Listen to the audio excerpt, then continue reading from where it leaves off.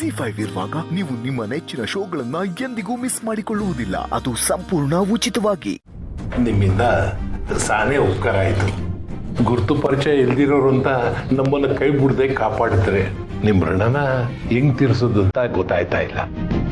ಅಷ್ಟು ದೊಡ್ಡ ಮಾತೆಲ್ಲ ಆಡಬೇಡಿ. ಮನುಷ್ಯ ಕೈಲ ಸಹಾಯ ಮಾಡಬೇಕು ಅಲ್ವಾ? ನಮ್ಮಮ್ಮ ಯಾವಾಗಲೂ ಒಂದು ಮಾತು ಹೇಳ್ತಾ ಇದ್ಲು, ಊಟ ಹಾಕಕ್ತಿಲ್ಲ ಅಂತಂದ್ರು ಊಟ ಹಾಕೋರ್ ಮನೆಯಾಗ ತೋರಿಸ್ಬೇಕು ಅಂತ. ತೂಕದ ಮಾತು. ಅದ್ಯಾವ ನಿಮ್ಮನ್ನ ಸಂದಕ್ಕಿಟ್ಟಿರ್ಲಿ, ನೀವು ಮಾಡಿರೋ ಉಪಕಾರಕ್ಕೆ ಹೆಂಗ್ ಪ್ರತಿ ತೋರ್ಬೇಕು ಅಂತಾನೆ ಗೊತ್ತಾಯ್ತಿಲ್ಲ. ಸಹಾಯಕ್ಕೆ ಸಹಾಯನೇ ಮದ್ದು. ನಾನು ಮಾಡಿದ್ ನಿಮಗೆ ಸಹಾಯ ಅನ್ಸಿದ್ರೆ ಖುಷಿನೇ. ಅದನ್ನ ಅಳೆಯಕ್ಕೆ ಹೋದ್ರೆ ಬೇಜಾರಾಗ್ತದೆ. ಅಯ್ಯೋ ಇಲ್ಲ ಇಲ್ಲ, ಬರೀ ಮಾತಿಗೆ ಉಳ್ದೆ ಆಟೆ. ಆದ್ರೂ ನಮ್ಮ ಊರಿಗೆ ಬಂದಾಗ ಹೀಗೆ ಆಗ್ಬಾರ್ದಿತ್ತು. ರಕ್ಷಣೆ ಮಾಡೋಕ್ಕೆ ನೀವೇ ಇದ್ರಲ್ಲ. ಎಲ್ಲ ದೇವ್ರ ಕೃಪೆ. ಅಮ್ಮ, ನಾನು ನಿಮಗೊಂದು ಮಾತು ಹೇಳಿದ್ರೆ ಬೇಜಾರಾಗಲ್ಲ ತಾನೆ?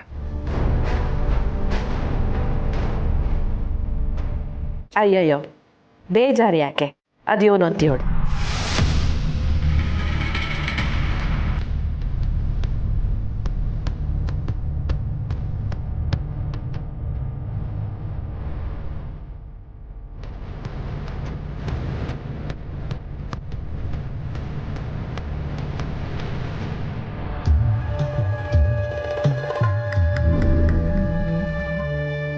ಅಮ್ಮ, ನೀವೇ ನಿಮ್ಮ ಮನೇಲಿ ಯಜಮಾನಿಯಾಗಿ ಮನೆ ಕಾಯ್ತಿದ್ದೀರ ಅಲ್ವಾ?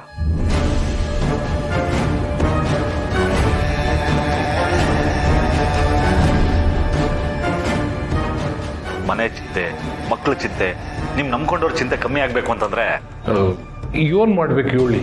ನಾನು ಹೇಳೋ ಮೊದಲು ಕಷ್ಟವಾದ್ರೂ ಈ ಕೆಲಸ ಮಾಡೋದ್ರಿಂದ ನಿಮ್ ಮನೆ ದುಷ್ಟರ ಕಣ್ಣಿಂದ ಸುರಕ್ಷಿತವಾಗಿರುತ್ತೆ. ಅದೇನು ಅಂತ ಹೇಳಿ, ಅದೇಟೆ ಕಷ್ಟ ಆದ್ರೂ ನಾನು ಮಾಡ್ತೀನಿ. ಅಮ್ಮ, ದೇವರತ್ತ ಸಂಕಲ್ಪ ಮಾಡ್ಕೊಂಡು 3 ದಿನ ಮೌನ ವ್ರತ ಮಾಡಿದ್ರೆ ನಿಮ್ ಮನೆಗೆ ತುಂಬಾ ಒಳ್ಳೇದಾಗುತ್ತೆ. ಹಾಗಂತ ನೀವು ಮಾಡ್ಲೇಬೇಕು ಅಂತ ಏನಿಲ್ಲ. ನಾನು ಮೌನ ವ್ರತ ಮಾಡ್ತೀನಿ. ನಮ್ಮ ಮನೆಗಿಂತ ದೊಡ್ಡದು ನಂಗೆ ಬೇರೆ ಯಾವುದೂ ಇಲ್ಲ.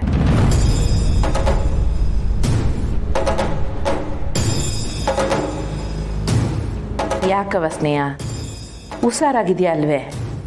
ಹ್ಞೂ ಅತ್ತೆ, ನಾನು ಹುಷಾರಾಗಿದ್ದೀನಿ. ಮತ್ತೆ ಯೋನ್ ಚಿಂತೆ ಮಾಡ್ತಿದ್ಯಾ? ಇವತ್ತು ನಮ್ಮ ಮೇಲೆ ಅಟ್ಯಾಕ್ ಮಾಡಿದವರು ಕಾಡು ಜನರ ಥರ ನನಗೆ ಕಾಣಿಸ್ತಿರ್ಲಿಲ್ಲ.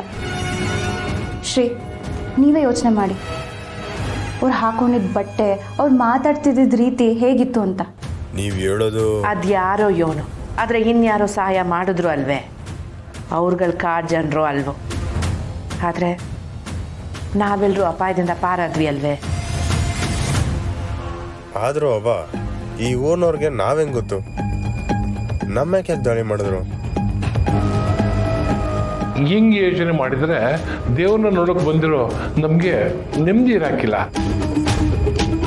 ಮೇಲಾಗಿ ಈ ಊರ್ನಾಗೆ ನಮ್ ಯಾಕೆ ಯಾರು ದಾಳಿ ಮಾಡ್ತಾರೆ? ಅಪ್ಪಯ್ಯ, ಅವ್ರ ಕಾಡ್ ಜಾನೇ ಆಗಿರ್ಬೇಕು. ಅದ್ಯಾರೋ ಯೋನು. ಒಟ್ನಾಗೆ ನಮ್ಗೆ ಯಾರಿಗೂ ಯೋನು ಆಗಲಿಲ್ಲ ಅನ್ನೋದೇ ಸಮಾಧಾನ. ಅತ್ತೆ, ನೀವು ಈ ಮೌನ ವ್ರತ ಮಾಡಲೇಬೇಕಾ?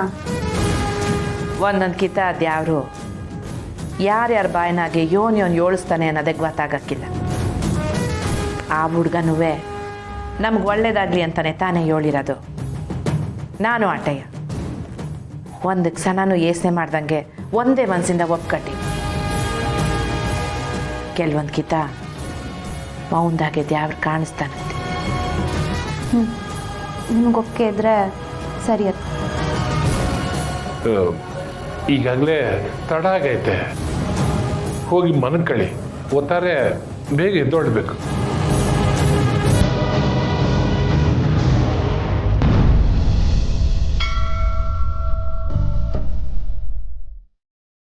ಕಲಿ, ದೇವಸ್ಥಾನದ ರಥ ಆಗೋಯ್ತಾ?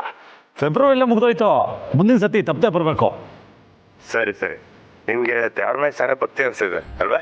ಹೌದಣ್ಣ, ಇಲ್ಲೇ ದೇವಸ್ಥಾನ ಸುತ್ತಮುತ್ತ ಬೆಳೆದಿದ್ದಲ್ವಾ ಅದ್ರ ಪ್ರಭಾವನೇ ಹೆಚ್ಚು. ನಿನ್ನ ಹೆಸರು ಒಂಥರ ಸಂದೇಹ ಐತೆ, ಕಲಿ.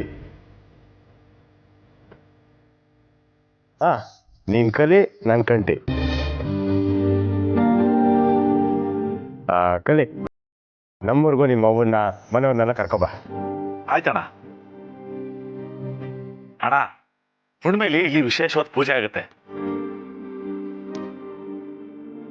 ಆಗ ಚಂದ್ರನ ಬೆಳಕು ಪೂರ್ತಿ ವಿಗ್ರಹದ ಮೇಲೆ ಬೀಳುತ್ತೆ. ಆಗ ವಿಗ್ರಹಕ್ಕೆ ವಿಶೇಷವಾದ ಶಕ್ತಿ ಬರುತ್ತೆ ಅನ್ನೋದು ಇಲ್ಲಿ ಜನರ ನಂಬಿಕೆ.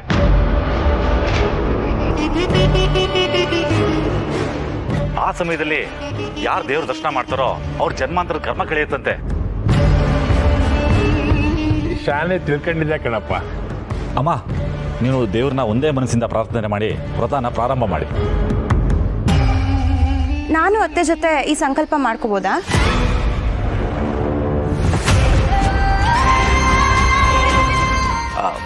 ಮನೆ ಹಿರಿಯರು ಮಾತ್ರ ಇದನ್ನ ಮಾಡಬೇಕು. ಆ ನಂತರ ಮಾತ್ರ ಸೊಸೆಗೆ ಅವಕಾಶ ಇರೋದು.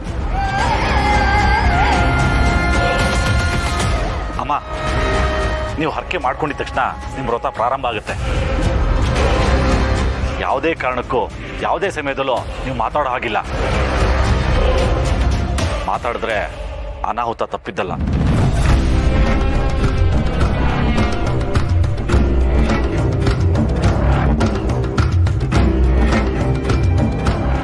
ಆಯ್ತಪ್ಪ, ಬನ್ನಿ.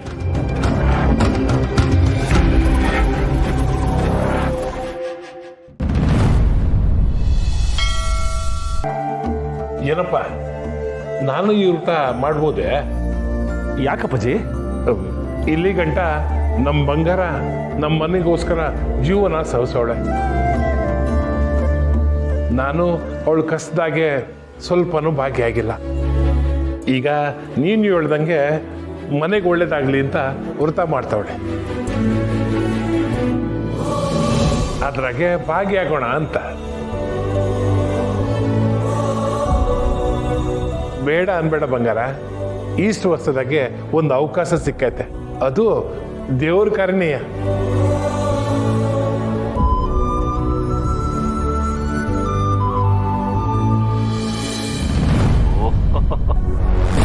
ಕಣ್ ತುಂಬ್ಕೊಳ್ಳೋಷ್ಟು ಪ್ರೀತಿ ಮಾಡ್ತಿದ್ದೆ ಅವಳನ್ನ.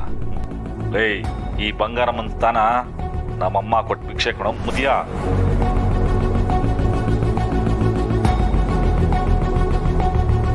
ಯಾಕಲಿ ಇವರ ನೋಡಿ ಆಶ್ಚರ್ಯ ಆಯ್ತಾ? ಹಾಗೇನಿಲ್ಲ, ಇವರಿಬ್ರು ನೋಡಿದ್ರೆ ತುಂಬ ಖುಷಿಯಾಗುತ್ತೆ. ಗಂಡ ಹೆಂಡತಿ ಅಂದರೆ ಹೀಗೆ ಇರಬೇಕು. ಏನಪ್ಪ ಕಲಿ, ಈ ವ್ರತ ನಾನು ಮಾಡ್ಬೋದೇ? ಮಾವಯ್ಯ ಅವರೇ ಆಗ್ಲೇ ಹೇಳಿದ್ರಲ್ಲ ಮನೇಲಿರೋ ಹಿರಿಯರು ಮಾಡ್ಬೋದು ಅಂತ. ನಿಜಾನೇ, ಆದರೆ ಅಪ್ಪಾಜಿ ಮಾತು ಕೇಳ್ತಾ ಇದ್ರೆ ಅವ್ರ ಮನಸ್ಸಲ್ಲಿ ಬೇರೆನೋ ಸಂಕಲ್ಪ ಮಾಡ್ಕೊಂಡಂಗಿದೆ. ಅದ್ರ ಮೇಲೆ ಗಂಡ ಹೆಂಡತಿ ಅಂದರೆ ಅರ್ಧನಾರೀಶ್ವರ ಇದ್ದಂಗಲ್ವಾ? ನೀವಿಬ್ರು ವ್ರತ ಮಾಡಿದ್ರೆ ಯಾವ ಸಮಸ್ಯೆನೂ ಇಲ್ಲ, ಡಬಲ್ ಆಶೀರ್ವಾದ ಸಿಗುತ್ತೆ. ZEE5 ಆಪ್ ಡೌನ್ಲೋಡ್ ಮಾಡಿ ಎಲ್ಲಾ ಸಂಚಿಕೆಗಳನ್ನು ಸಂಪೂರ್ಣ ಉಚಿತವಾಗಿ ನೋಡಿ.